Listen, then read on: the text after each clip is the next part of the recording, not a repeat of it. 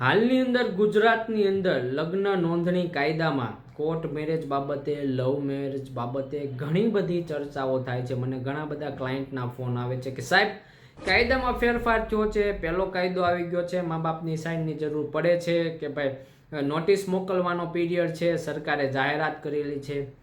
આ બધી વાતો છે ને એ અત્યારે ચર્ચાના સ્ટેજ ઉપર છે. અત્યારે તેમાં મિટિંગો ચાલુ છે, સુધારો કરવો કે ના કરવો હજી કોઈ ફિક્સ નથી થયું. અને આવો કોઈ કાયદો હજી નથી આવ્યો કે નોટિસ મોકલવાની મા બાપની સાઇનની જરૂર પડે, વાંધો વિરોધ કરે તો લગ્ન ના કરી શકો, તમે ભાગી ના શકો. આ બાબતે ચિંતા કરવાની બિલકુલ જરૂર નથી. હું છું એડવોકેટ ચેતન વસોયા અને આજે હું તમને જણાવું છું કે અત્યારના આજની તારીખ સુધી હજી જૂનો જ જે કાયદો લગ્ન માટેનો ગુજરાતની અંદર છે તે જ ચાલુ છે અને તે કાયદા મુજબ, પ્રૂફ પુરાવા મુજબ તમે લગ્ન કરી શકો છો.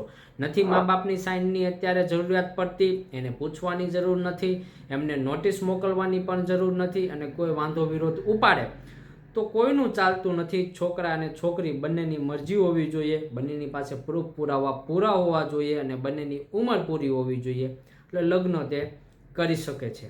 તેમાં બીજો કોઈ વાંધો વિરોધ કોઈનો આવતો નથી. હજી કાયદામાં સુધારો નથી થયો. જ્યારે કાયદામાં સુધારો થશે ત્યારબાદ નવા નિયમો છે, કયા નિયમો લાવે છે સરકારે જાણ કરશે અને નિયમો પ્રમાણે આપણે લગ્ન નોંધણી કે કોર્ટ મેરેજ કે લવ મેરેજ થશે.